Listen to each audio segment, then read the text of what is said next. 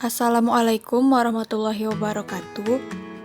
Kami dari kelompok 3 ingin mempresentasikan materi kami tentang reptilia. Sebelumnya, perkenalkan nama kami Liza Elvira Allen, Palmarum Sinaga, Siti Zubaidah, dan Suci Hasanah. Baiklah, yang pertama akan dijelaskan oleh saya sendiri. Yang pertama itu ada ciri-ciri reptil. Reptil bertulang belakang maka dikelompokkan dalam subfilum Vertebrata. Kulitnya bersisi kering, dilindungi kulit dengan lapisan bahan tanduk. Reptil bernafas dengan paru-paru. Biasanya bertelur dengan telur bercangkang keras, yang kemudian dikenal dengan ovovivipar, atau bertelur melahirkan. Beberapa reptilia mempunyai 4 kaki, dan beberapa lagi tidak berkaki. Reptilia bersifat poikilotermis atau berdarah dingin. Suhu badan berubah mengikut suhu di sekitarnya. Karena reptilia berdarah dingin, maka mereka tidak dapat mengontrol suhu badan mereka. Hewan reptilia mempunyai kulit yang bersisik dan tersusun atas zat tanduk. Kemudian reptilia jantungnya terdiri dari 4 ruang, dengan sekat yang belum sempurna. Selanjutnya adalah morfologi dari reptil. Pada slide ini bisa kita lihat berikut adalah contoh-contoh reptil. Di antaranya ada kura-kura, penyu, buaya, ular, dan kadal. Selanjutnya adalah habitat dari reptil. Jenis-jenis reptil dapat hidup di laut, perairan tawar, gurun, bahkan pegunungan. Penyu hidup di laut dan hanya naik ke pantai untuk bertelur. Kura-kura dan labi-labi terdiri dari jenis akuatik dan semi-akuatik yang hidup pada daerah perairan tawar. Baning atau kura-kura dapat hidup sepenuhnya di darat. Kadal hidup pada berbagai habitat. Jenis terestrial hidup di pepohonan maupun di dalam tanah. Jenis-jenis lain merupakan semi-akuatik. Sebagian besar ular merupakan jenis terestrial, tetapi terdapat beberapa jenis yang hidup di tanah. Jenis ular yang paling berbisa merupakan ular air yang hidup di laut. Berikut adalah gambar dari reptil. Di sini kita bisa lihat jenis-jenis dari reptil ya. Yang pertama itu ada labi-labi, yang kedua ada cacing, ada iguana, kura-kura, tuatara, buaya, ular, dan penyu. Morfologi reptil, kura-kura versus penyu. Berikutnya adalah perbedaan penyu dan kura-kura. Cara paling mudah untuk membedakan penyu dan kura-kura sebenarnya bisa dilihat dari bentuk tubuh dua hewan ini. Meskipun sama-sama hidup di air, penyu lebih pandai berenang dibandingkan kura-kura, karena penyu menghabiskan lebih banyak waktunya di dalam air. Kemampuan berenang penyu didukung oleh sirip, kaki yang berselaput, dan cakar panjang yang bisa digunakan untuk membantu penyu berenang ke permukaan air. Selanjutnya, di sini bisa kita lihat perbedaan sekilas antara penyu, bulus, dan kura-kura. Selanjutnya, masih perbedaan antara penyu dan kura-kura. Sedangkan kura-kura tidak memiliki bentuk tubuh seperti penyu. Kura-kura justru memiliki kaki yang pendek dan kuat dengan cakar panjang untuk menggali tanah, serta cangkang yang keras untuk melindungi diri dari pemangsa. Saat merasa terancam, kura-kura akan memasukkan kepala dan keempat kakinya ke dalam cangkangnya yang keras. Berikutnya, habitat penyu dan kura-kura juga berbeda. Penyu hidup di air asin atau air laut, sedangkan kura-kura berada di air tawar. Cara bertelur kedua hewan ini juga berbeda. Penyu akan naik ke darat untuk bertelur, lalu meninggalkan telurnya di lubang yang sudah dibuat untuk kembali ke laut. Sedangkan kura-kura akan melindungi telur-telurnya hingga menetas dan dianggap sudah bisa hidup sendiri, yang memakan waktu kira-kira hingga 80 hari setelah kelahiran. Nah, berikutnya adalah makanan yang dikonsumsi oleh penyu. Penyu merupakan hewan pemakan segala, yang bisa mengonsumsi tumbuhan laut maupun berbagai hewan laut. Penyu bisa mengkonsumsi ikan kecil, ubur-ubur, sampai serangga seperti cacing tanah saat berada di darat. Namun, berbeda dengan kura-kura, yang merupakan hewan herbivora dan hanya memakan rumput, buah, sayur, dan bunga. Bahkan, dalam sebuah laporan ilmiah, ditemukan bahwa kura-kura bisa mengonsumsi hingga 200 jenis tanaman berbeda setiap tahunnya.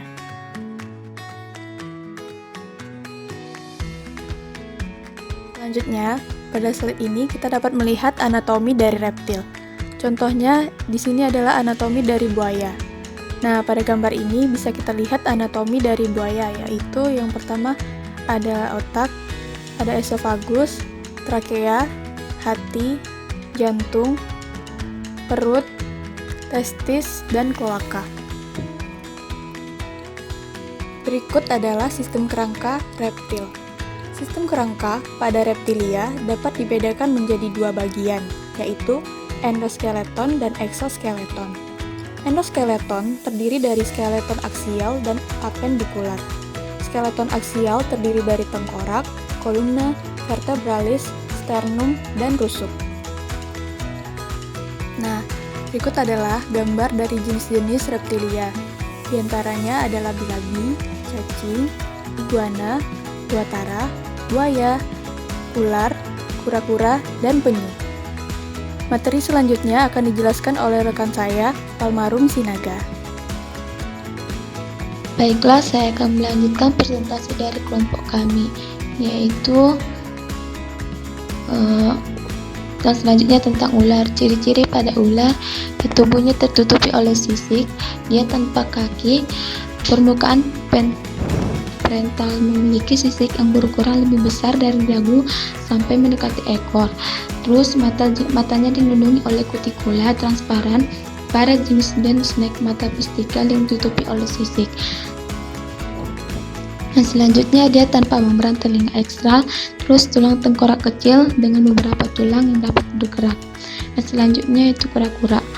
Tubuhnya yang dilindungi oleh cangkang opal yang berupa plat tulang yang terdiri dari dua bagian, yaitu karapas dan plastron. Karapas yang menutupi bagian punggung dan plastor yang menutupi bagian bawah. Dan selanjutnya kepala, kaki, dan ekor menjulur keluar dari antara dua cangkang. Dan selanjutnya sistem pernapasan pada reptil. Sistem pernapasan terdiri dari saluran masuk udara dan alat pernapasan. Saluran masuk udara terdiri dari nostril, nares internal, glotis, laring, trakea, bronki pendek yang berupa kelanjutan pada trakea. Sedangkan alat pernapasannya adalah paru-paru. Semua reptil bernapas dengan paru-paru. Jantung pada reptil memiliki dua lobi, yaitu dua atrium dan 4 ventrikel. Pada beberapa reptil, sekat antara ventrikel kanan dan ventrikel kiri tidak sempurna sehingga darah kotor dan darah bersih masih bisa tercampur.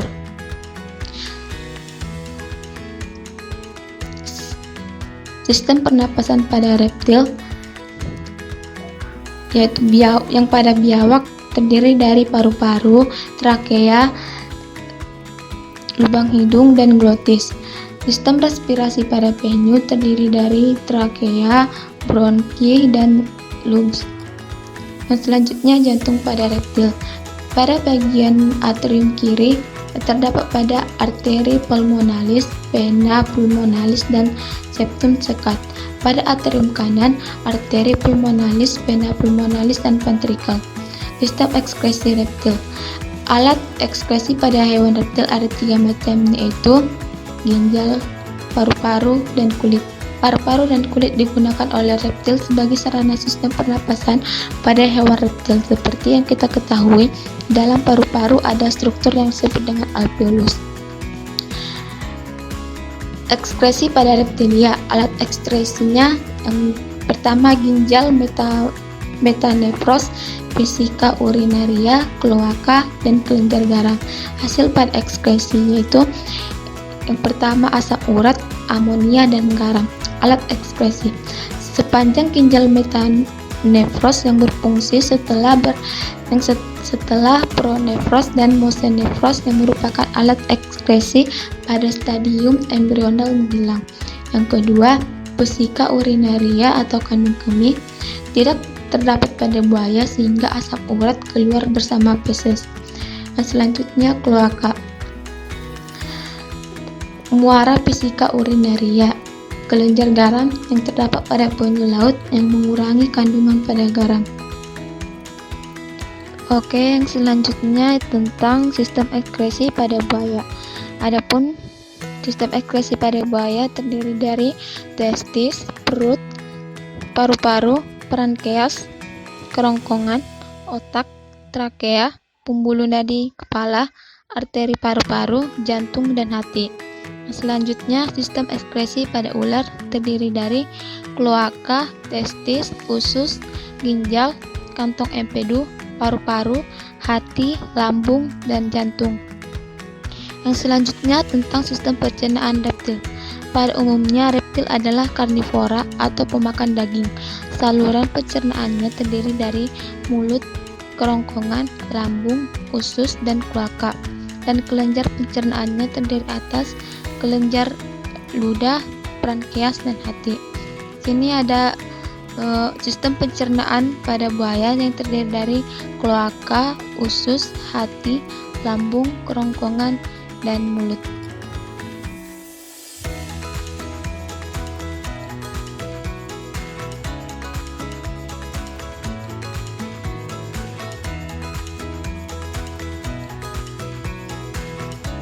Baiklah, saya akan melanjutkan presentasi kelompok kami. Yang pertama yaitu mulut.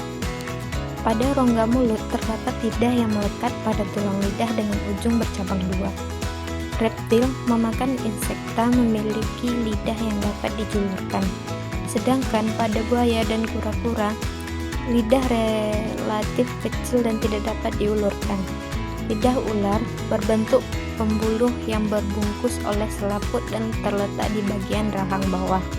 Memiliki kelenjar mukoid yang sektanya berfungsi agar rongga mulut tetap basah dan dapat dengan mudah menelan mangsanya. Pada ular, kelenjar labia bermodifikasi menjadi kelenjar Pearson yang bermuara di kantung yang terletak di daerah gigi taring dan dikeluarkan melalui gigi tersebut. Kerongkongan esophagus merupakan saluran di belakang rongga mulut yang menyalurkan makanan dari rongga mulut ke lambung. Di dalam esophagus tidak terjadi proses pencernaan. Lambung ventriculus merupakan tempat penampungan makanan yang pencernaan makanan berupa seluruh pencernaan yang besar di belakang esophagus. Di sini makanan baru mengalami proses pencernaan.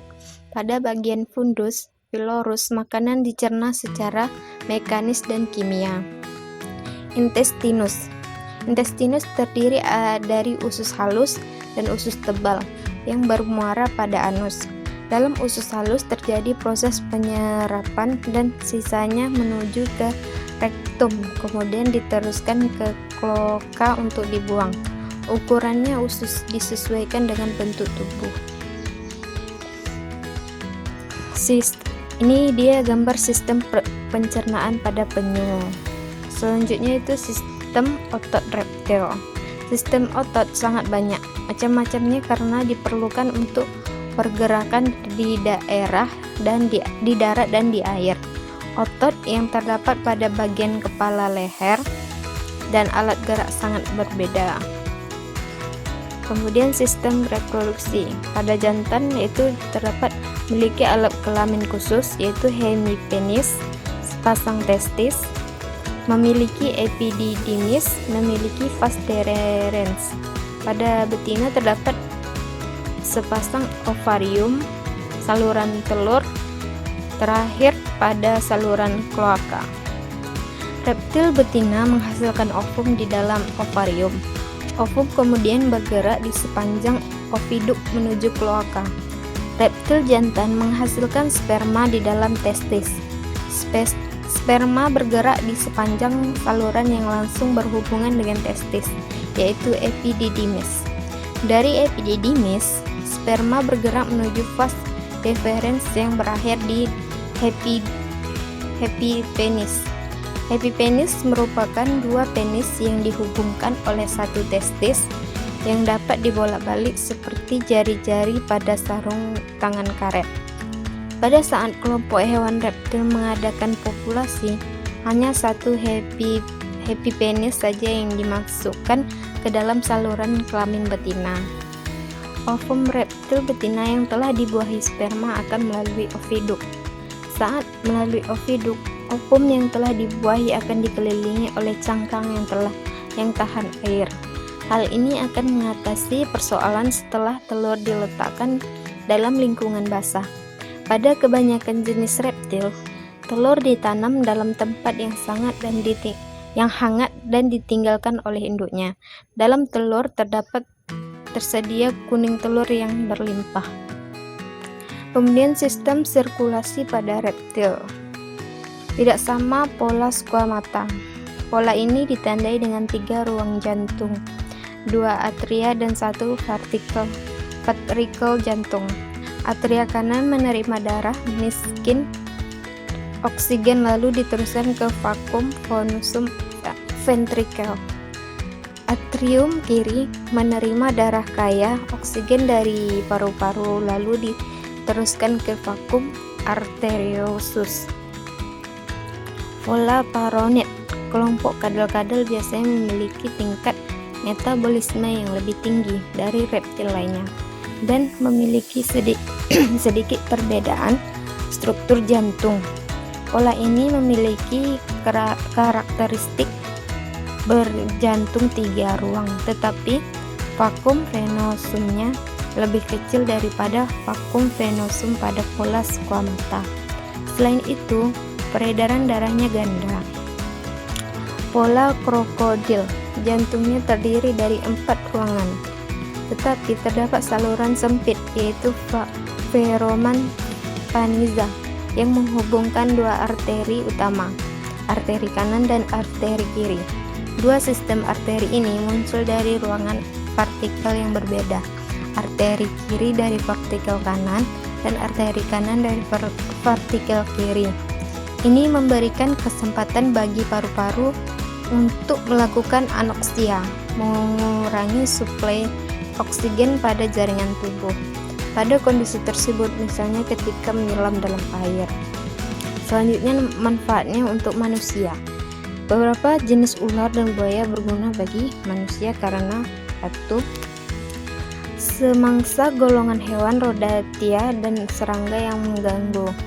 Kulitnya bisa dimanfaatkan untuk membuat tas, sepatu, ikat pinggang, dan hiasan lainnya. Kulit keras dari kura-kura atau penyu juga dimanfaatkan untuk sisir dan macam hiasan yang lainnya. Bagi daging dan telurnya di negara-negara tertentu dipakai untuk konsumsi makanan manusia. Baiklah, saya akan melanjutkan tentang materi reptil, di mana di sini terdapat ordo squamata. Nah, ordo squamata ini memiliki ciri-ciri yaitu tubuh ditutupi sisik dari bahan tanduk, kedua perkembangbiakan dengan fertilisasi internal yaitu ovovivipar atau ovipar. Nah, masuk ke sub ordo Lacertilia, di mana memiliki ciri-ciri yaitu 1. Memiliki sisik bervariasi, 2. Memiliki cakar, 3. Memiliki kaki belakang yang terdiri dari 5 jari selaput renang, 4. Memiliki kelopak mata dan lubang telinga, dan terakhir memiliki lidah yang panjang. Di sini ada famili dari Lacertidae spesies atau Hemidatifrenatus, di mana memiliki ciri-ciri yaitu panjang total hingga 135 mm. Kedua ciri-ciri yang khas adalah adanya jumbai kulit sempit di sepanjang sisi tubuh. Ketiga, sisi dorsal atau punggung tanpa bintil-bintil sisik yang membesar. Keempat, berwarna abu-abu putihan. Nah, di sini bisa melihat gambarnya seperti cicak. Contohnya cicak. Nah, di sini memiliki klasifikasi yaitu kingdomnya Animalia, filumnya Chordata, kelasnya Reptilia, ordonya Squamata, familinya Geckoninidae, genusnya Hemidatylus, spesiesnya Hemidactylus frenatus. Nah, selanjutnya famili Geconodicidae spesies atau tokek. Nah, memiliki ciri-ciri tokek lebih besar daripada cicak. Kedua, kulit punggung ditutupi oleh sisik samar atau granular dengan bintil-bintil yang agak besar dan menonjol. Ketiga, jari-jari kaki depan dan belakang tumbuh sempurna melebar di ujung, terkadang dengan selaput di antara pangkal jari. Keempat, cakar atau kuku terdapat pada ujung jari bagian bawah. Kelima, tokek biasanya aktif di saat senja dan malam. Keenam, tokek sering mengeluarkan suara panggilan ketika menjelang malam, meski suara panggilannya kadang-kadang terdengar di siang hari. Nah, klasifikasi tokek yaitu satu, kingdomnya Animalia, filumnya Chordata, kelasnya Reptilia, ordonya Squamata, subordonya Sauria, familinya Gecko-nidae, genusnya Gecko, spesiesnya Gecko-gecko. Nah, selanjutnya famili Henoermatidae atau spesiesnya kadal.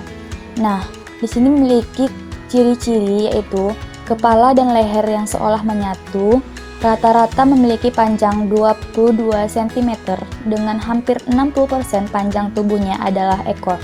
Nah, umumnya memiliki warna antara kuning hingga coklat. Warna ini sesuai dengan umur dan juga pengaruh lingkungan hidupnya.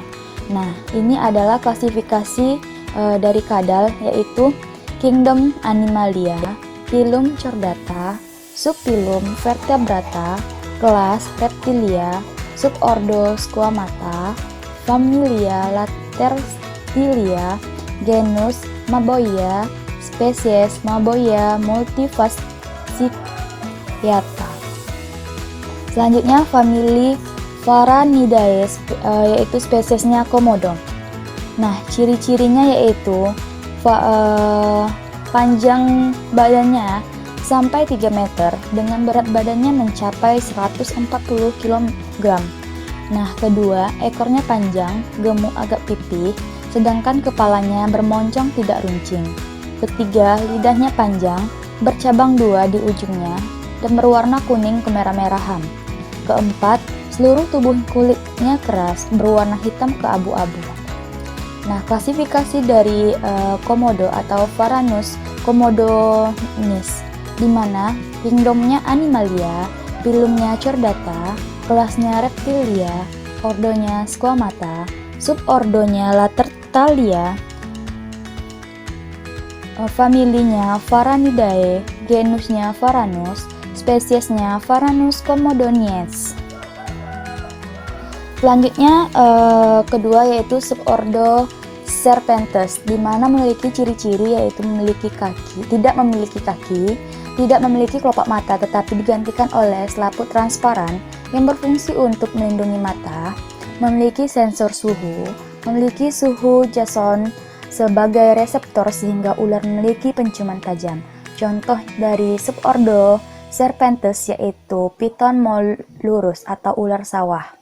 Nah, klasifikasi Piton molurus yaitu Kingdom Animalia, Phylum Chordata, kelas Reptilia, ordo Squamata, subordo Serpentes, famili Pitonidae, genus Piton, spesies Piton molurus.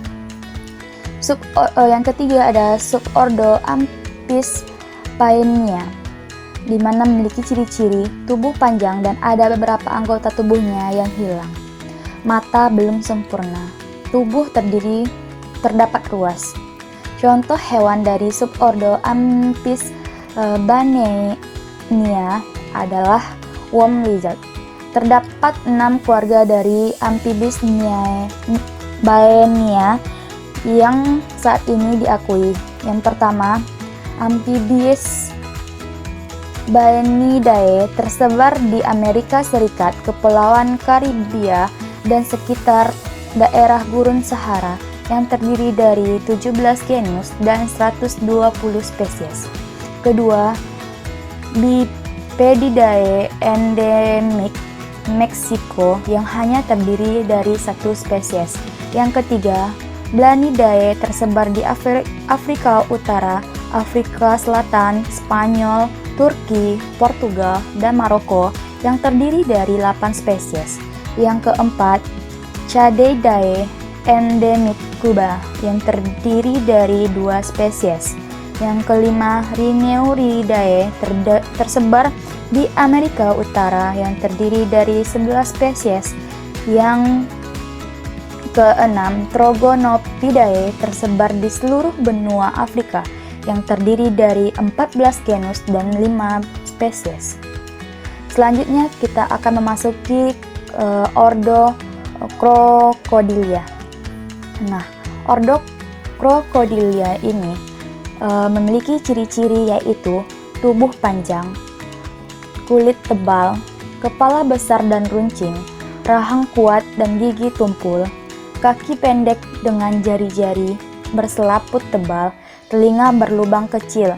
Nah, contohnya yaitu Crocodylus americanus, dan memiliki klasifikasi yaitu Kingdom Animalia, Phylum Chordata, kelas Reptilia, Ordo Crocodilia, famili Crocodilidae, genus Crocodylus, spesies Crocodylus porosus. Nah, selanjutnya kita akan memasuki ordo Testudinae dinata. Ordo Testudinata memiliki ciri-ciri tempurung cangkang atau di tubuh. Kedua, tempurung terdiri dari carapax yang terbentuk cembung di bagian punggung dan plastron yang berbentuk relatif datar di bagian dada. Ketiga, bereproduksi dengan bertelur atau ovipar. Yang keempat, memiliki rahang yang keras untuk mengunyah makanan.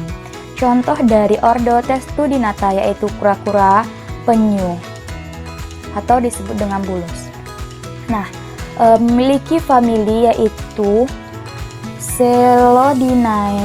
Selonidae, yaitu spesiesnya penyu hijau, di mana memiliki ciri-ciri penyu terbesar yang pernah ditemui berukuran 1,5 meter dengan berat 395 kg. Kedua, terdapat 4 pasang lempengan pada karapasnya. Ketiga, jaringan lemak pada siripnya berwarna hijau. Bentuk karapas menyerupai bentuk hati. Penyu hijau termasuk hewan herbivor di mana makanan utamanya lamun dan alga. Jumlah telur lebih kurang 115 butir tiap hari bertelur. Nah, penyu hijau ini terancam punah. Selanjutnya terdapat klasifikasi dari Selonia midae, di mana kingdomnya Animalia, phylumnya Chordata, kelasnya Reptilia, ordonya Testudinata, familinya Chelodinae, genusnya Chelonia, spesiesnya Chelonia midas. Selanjutnya ordo Opidia. Kelas Opidia ini memiliki ciri-ciri sancak kembang memiliki pola lingkar-lingkar besar berbentuk jala atau retikula jala, tersusun dari warna-warna hitam, kecoklatan, kuning, dan putih di sepanjang sisi dorsal tubuhnya. Ketiga, satu garis hitam tipis berjalan di atas kepala dari moncongnya hingga tengkuk, menyerupai garis tengah yang membagi dua kanan kiri kepala simetris. Keempat, masing-masing satu garis hitam lain yang lebih tebal berada di tiap sisi kepala melewati mata ke belakang. Nah, klasifikasi Malapiton reticulatus yaitu Kingdom Animalia, Phylum Chordata, kelas Reptilia, ordo Squamata, subordo Serpentes, famili Pitonidae, genus Malapiton, spesies Malapiton reticulatus. Nah, berikut adalah video yang kami buat tentang pengamatan hewan reptilia yang ada di Pasar Sago. Selamat menonton!